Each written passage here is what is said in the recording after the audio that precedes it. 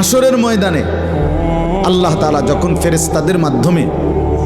আগুনের শিকল দিয়ে টেনে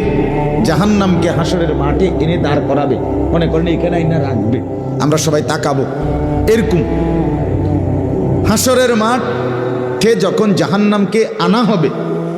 এই জাহান্নামের দিকে এক নজর তাকাইয়া হাসরের ময়দানের সমস্ত নাফরমান পাপী বেঈমান আবারও বলবে আল্লাহর কাছে, রব্বানা আখিরনা ইলা আজালিন করিব, আল্লাহ একটু সময়ের জন্য দুনিয়াটা আবার ফেরত দেন, হায়াত আবার ফেরত,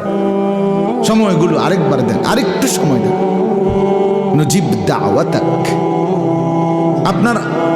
আপনার সব কথা তখন মেনে নেব,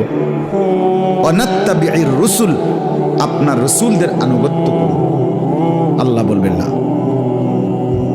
না বান্দা,